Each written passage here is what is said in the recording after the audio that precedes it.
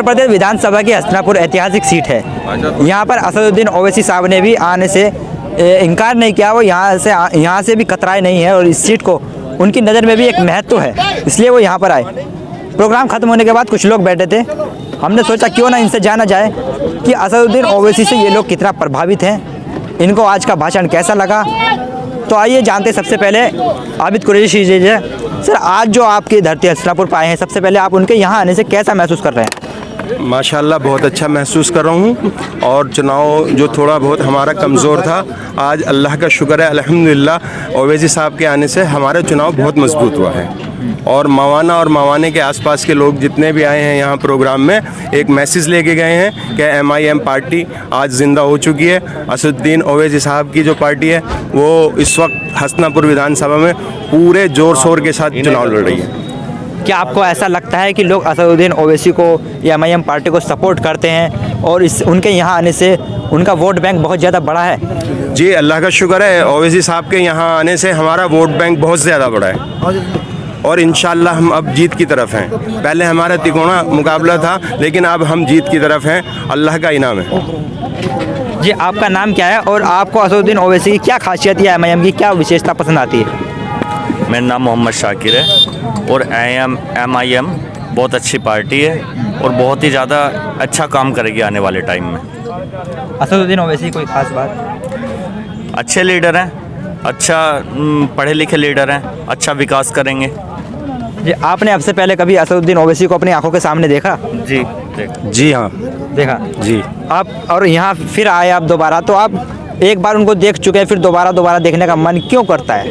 Actually क्या है, मैं कारोबार करता हूँ हैदराबाद के अंदर, तो इसलिए मैं वहाँ अक्सर देखता रहता हूँ। तो मतलब आप असदुद्दीन ओवैसी के क्षेत्र हैदराबाद में काम करते हैं, तो वहाँ के ये सांसद भी हैं जी। वहाँ के लोग इनसे कितना खुश हैं और यहाँ के और वहाँ के विकास के मुकाबले में कितना अंतर है?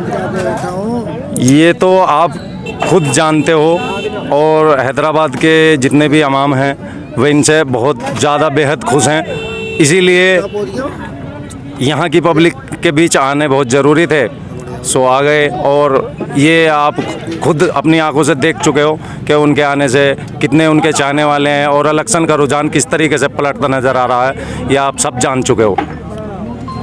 जी आपका नाम क्या है? दिलशाद नाम है।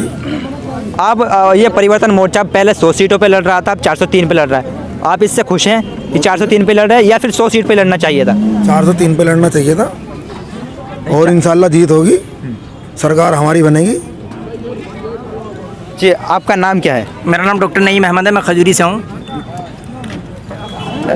आपको क्या लगता है असदुद्दीन ओवैसी सिर्फ मुस्लिमों को वोट बैंक की बात करते हैं या फिर दूसरे सभी जातीय धर्म के लोगों की बात करते हैं? नहीं, जहाँ तक असद साहब की बात है, असद साहब तो मजलूमों के नेता हैं, दलित जो दबे हुए हैं, कुचले हों, और जो तुम्हारा जो कमज़ोर लोग हैं उनके नेता हैं। सभी धर्मों के नेता हैं। ऐसा नहीं है कि धर्म के ऊपर राजनीति हो रही है, धर्म के लिए नहीं करते, ये तो दबे कुचले और वंचित लोगों के लिए, दलितों के लिए ये बात उठाते हैं, मजलूमों की बात उठाते हैं, ये सभी के नेता हैं। जब हक नहीं मिलता तो हक दिलाने के लिए अगर बात उठाते हैं तो असद साहब उठाते हैं। हक में क्या दिक्कत आ रही है? मुसलमान किस वजह से मायूस महसूस करता है? देखो, अगर बात की जाए जैसे 18 से 20% ये दिखाते हैं मुसलमानों के लिए, तो कहीं भी अगर आरक्षण की बात करें वो आरक्षण में कहीं नहीं है, सरकारी नौकरी की बात करें तो सरकारी नौकरी में कहीं बात नहीं है। ये इसको मुसलमानों को और दलितों को दबाने का काम कर रही है, चाहे वो बीजेपी हो चाहे वो सपा पार्टी हो, मैं इनकी बात करूंगा। और आज तो बीजेपी के ऐसा जितने भी बड़े नेता हैं बीजेपी के, उसमें सबसे बड़ी बात यह है कितना भी गुनहगार हो वो सपा में आए, ऐसी वॉशिंग मशीन उनके पास है, उन्हें पास करके निकाल देती है। जैसे हमारे साथ में वो हैं मौर्य साहब हैं, सुनील सिंह हैं, इन्होंने क्या कुछ नहीं कहा कि कब्रों से निकाल के इनकी औरतों के साथ में क्या करो, बदतमीजी पेश करो। मैं वो अल्फाज बयान नहीं कर सकता जिसे मुझे कहते भी शर्म महसूस हो रही है। आपका नाम क्या है, कहाँ से आए आप? मेरा नाम मौलाना आसिम है, मैं खजूरी से आया हूँ। आप खजूरी से यहाँ आए हैं जबकि कठोर भी वो पहले आ चुके थे, फिर इतनी मोहब्बत इतना लगाव के क्या कारण है? नहीं, ये हमारा उनसे दिली लगाव है, वो हमारी आवाज़ उठाते हैं, हम उनके साथ दिलो जान से, हर तरह से हम उनके साथ है। जिस तरह से आपने यहाँ भीड़ देखी और कल तक भी अनुमति मिलना कोई अंदेशा नहीं था, लेकिन काफ़ी संख्या भीड़ थी, क्या इतना अंदाज़ा था ये इनकी मोहब्बत है या क्या? दरअसल भीड़ अभी कम रह गई और हमें ये जो इत्तला मिली कल मिली थी 2 बजे, और जब से हमारी तैयारी पूरी हो नहीं पाई, इंशाल्लाह हम पूरी तैयारी के साथ तैयार हैं और हम अपनी पार्टी को जिताएंगे MIM को। जी आपका नाम क्या है? जी कमल सिंह जाटव। कमल सिंह जाटव। क्या असदुद्दीन ओवैसी को आपने सुना और कैसी उनकी बातें लगी, आप कैसा महसूस करते हैं? महसूस करते हैं सर, ये जो है एक तो संविधान की सबसे ज़्यादा अच्छी बात करते हैं, पढ़े लिखे हैं, बैरिस्टर हैं, हर समाज को हर तबके को लेकर चलने वाले आदमी हैं और दलित शोषित पिछड़े लोगों की आवाज़ को उठाने वाले आदमी हैं। तो हम तो ये कहते हैं कि इनकी सरकार बननी चाहिए। मतलब आप ये कह रहे हैं कि असदुद्दीन ओवैसी किसी जाति धर्म की बात नहीं करते, बल्कि जो जेन्युइन बात है वो करते हैं। जी जी जी, बिल्कुल बिल्कुल, सभी धर्मों को लेकर चलने वाले आदमी हैं सर। तो आपका ये जुड़ाव एमआईएम से कब से हुआ? सर अभी 2-3 साल हो गए। अच्छा, आप सुनते हैं इनको लगातार? जी। कोई इनकी ऐसी भाषा नहीं लगती, ऐसी बातें जो देश विरोधी हो या गलत हो जाती? कुछ नहीं है, संविधान के दायरे में बात करते हैं। संविधान के दायरे में जो बात करते हैं वो कभी ये नहीं होगा कि भ्रष्टाचारी या विरोधी, ऐसा कुछ नहीं है इनके अंदर। जी, आपका नाम क्या है? जी, मेरा नाम मुकेश कुमार है, मुकेश जाटा हूँ। आप भी? जी। जो विनोद जी यहाँ से चुनाव लड़ रहे हैं, मैं जाटा हूँ, उनका ससुर हूँ। अच्छा जी, कि पार्टी अच्छी पार्टी है ये, और इनसे करीब 7-8 साल से मैं लगाव है यहाँ से, और ये सभी धर्म साथ रह चलते हैं, सभी के साथ रह चलते हैं, आज तक कोई दिक्कत नहीं हुई है। लेकिन भाजपा में आज तक हमारा कोई मानना वो नहीं है, ये सब ना ऐसे मानती है ना मोमने में जानती है, तो सिर्फ ये जानती है कि बस जो है और ही और हैं। नहीं, आप उनके विनोद जाटव जी के ससुर हैं जो यहाँ के प्रत्याशी। जी जी। तो जबकि राम मंदिर की भाजपा जो है राम मंदिर की बात करती है, मथुरा में भी मंदिर बना रही है, असदुद्दीन ओवैसी ना मस्जिद की बात करते हैं ना मंदिर की, तो आपको योगी आदित्यनाथ जी की बात पसंद आनी चाहिए ना? ऐसा ना कि वे तो सिर्फ मंदिर को उसके पीछे आज तक उनका मस्जिद बात करी आज तक उन्होंने कहीं पे, क्योंकि योगी जी ने आज तक कहीं मंदिर की बात, कहीं मस्जिद की बात नहीं करी, सिर्फ मंदिर की बात करी है। और मंदिर भी तब बनवाया है जब यहाँ लॉकडाउन लगा दिया, तो कोई मोमडन या कोई गरीब आदमी को बोल ना सके, उपजा ना उठा सके, तभी मतलब जाकर ये कराया उन्होंने जो काम। मतलब आप ये कह रहे हैं कि लॉकडाउन लगाना उनकी एक साजिश है ताकि लोग आपस में ना मिल सके, विरोध ना कर सकें। ये है, ये आज भी है। जी, आपका नाम क्या है? मेरा नाम विजेंद्र सेवक है। मैंने आज ही बहुजन समाज पार्टी छोड़ करके ये एमएमआई पार्टी जो ज्वाइन की है, और यहाँ पे जो बड़ी तादाद में अवैजुद्दीन साहब को सुनने के लिए हमारे दलित समाज के लोग बड़ी तादाद में इकट्ठा हुए, और उन्होंने एक बढ़िया संदेश दिया है। ये जो प्रत्याशी है विनोद जाटव, ये जो क्षेत्र का प्रत्याशी है, और सारे जो हैं प्रत्याशी हैं वो बाहर के प्रत्याशी हैं। तो मैं बता दूं, कोई कैराना से लेकर आया है, कोई मेरठ के हैं, कोई कहीं के हैं, लेकिन क्षेत्र का प्रत्याशी होना बहुत जरूरी है। अगली बार मवाना के क्षेत्र के लोग, हस्तिनापुर विधानसभा क्षेत्र के लोग इस बात को मान के चलेंगे कि हमारे मवाने का क्षेत्र का व्यक्ति ही हमारा प्रतिनिधित्व करेगा।